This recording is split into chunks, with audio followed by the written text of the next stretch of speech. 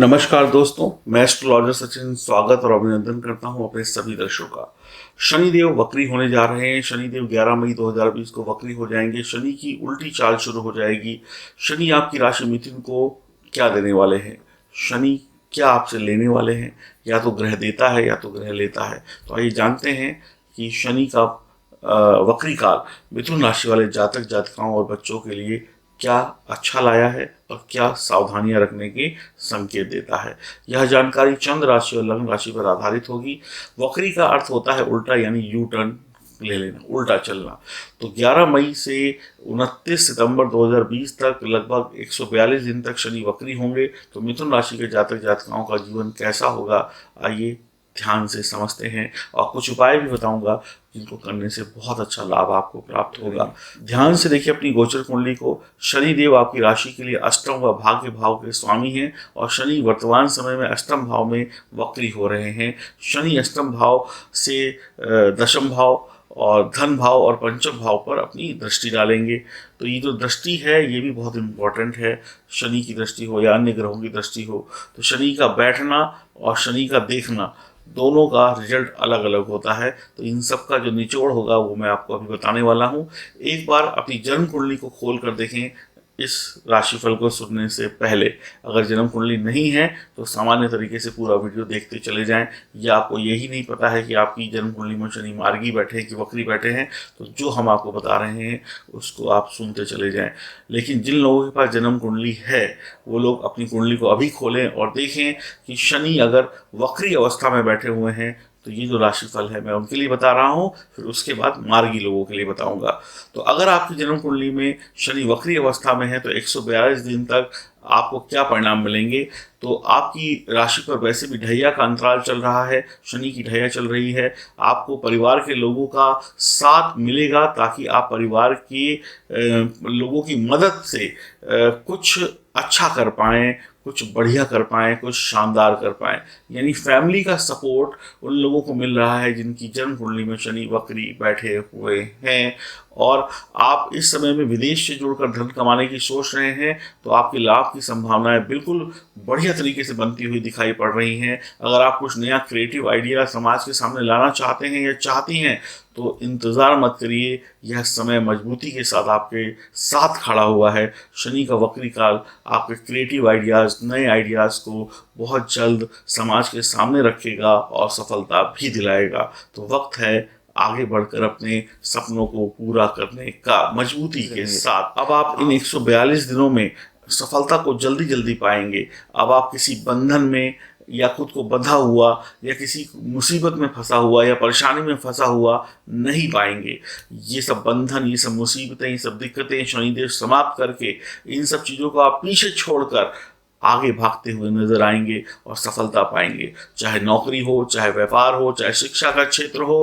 अब आपका career set होने वाला है, नौकरी सेट होने वाली है, व्यापार सेट होने वाला है, शिक्षा का पूर्ण लाभ आपको मिलने वाला है।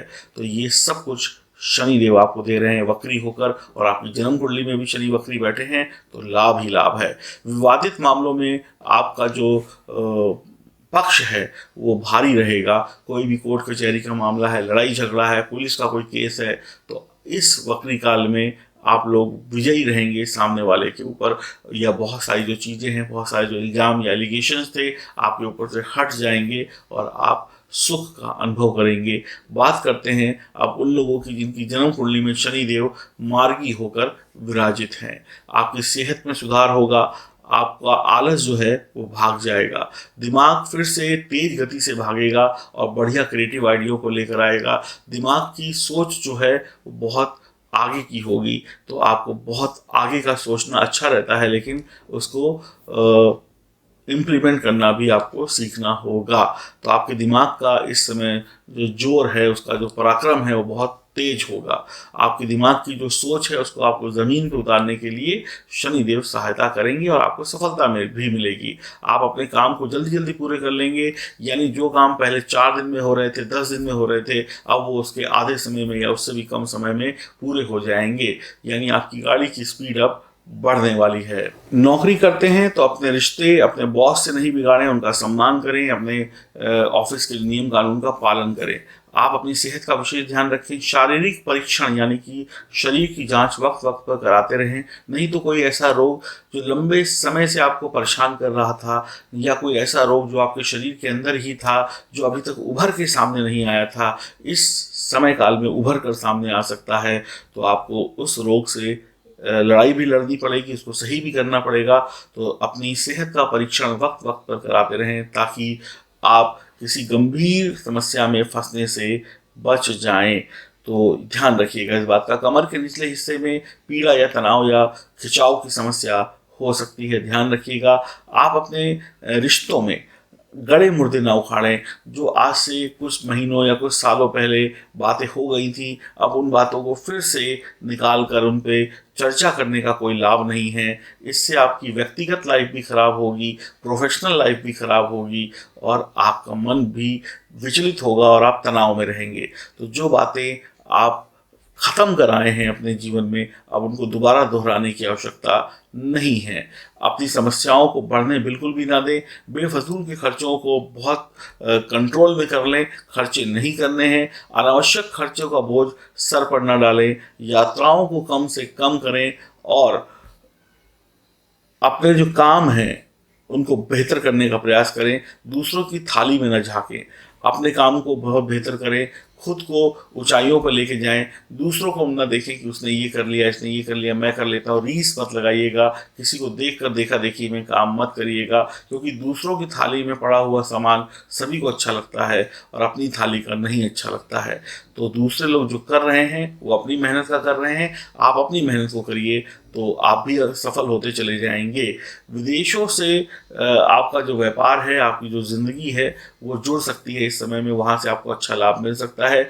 ज़िंदगी जो है वो सुचारू रूप से चले, इसके लिए आपको बहुत पॉजिटिव होना पड़ेगा। अपने जीवन साथी की सेहत का ध्यान रखें, और अपने घर के बच्चों का सम्मान करें, और घर के बच्चों के साथ साथ बड़ों का आशीर्वाद भी लें। आपको कोई दिक्कत नहीं होने वाली है। आप हर व्यक्ति का सम्मान करेंगे, आशीर्वाद लेंगे तो और बेहतर रहेगा। जो बीत गया उसको याद करके वर्तमान को बिल्कुल भी खराब नहीं करना है। पढ़ने लिखने वाले बच्चों की पढ़ाई लिखाई में जो एकाग्रता है वो भंग हो भी सकती है, कभी कभी नहीं भी हो सकती है। 50-50 रिजल्ट आएंगे। मन में भटकाव लगा रहेगा। मन में चलने वाले विचारों को आपको रोकना होगा, थोड़ा सा कंट्रोल करना होगा। व्यापारी अपने काम को ईमानदारी से करें। कुछ नया करने के लिए अत्यधिक प्रयास करने होंगे। आधी अधूरी जानकारी के साथ, या आधी अधूरी इच्छा के साथ, या कमज़ोर टीम के साथ किसी भी काम को शुरुआत ना करें। थोड़ा वक्त रुक जाएं, जब तक आप पूरी तरीके से तैयार नहीं हो जाते हैं। काम की शुरुआत बिल्कुल भी ना करें।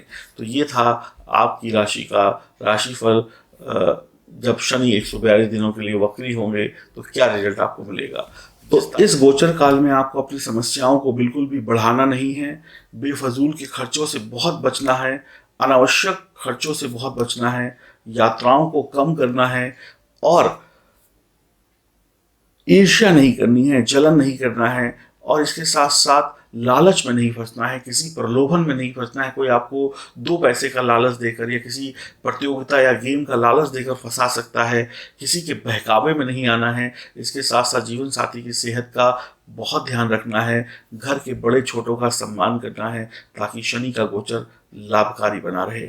ये जो बातें हैं मैं आपके सामने रिपीट कर रहा हूँ, क्योंकि इन पर आपको विशेष ध्यान देने की आवश्यकता है। मिथुन राशि वाले शनि देव को प्रसन्न करने के लिए प्रतिदिन हनुमान चालीसा पढ़ सकते हैं, हनुमान जी का स्मरण कर सकते हैं, गणपति भगवान के मंत्रों का जाप करें। प्रतिदिन नीलम रत्न धारण करना आपके लिए अच्छा रहेगा। काले घोड़े की नाल का छल्ला पहन सकते हैं। उत्तर पूर्व दिशा में शमी का पौधा लगा सकते हैं। शनि को प्रसन्न करने के लिए पीपल की जड़ में जल चढ़ा सकते हैं। यदि ये काम करते हैं मिथुन राशि वाले, तो उनके जीवन में शनि के अशुभ प्रभावों से उनको मुक्ति मिल जाएगी। हरिओम, नमस्कार।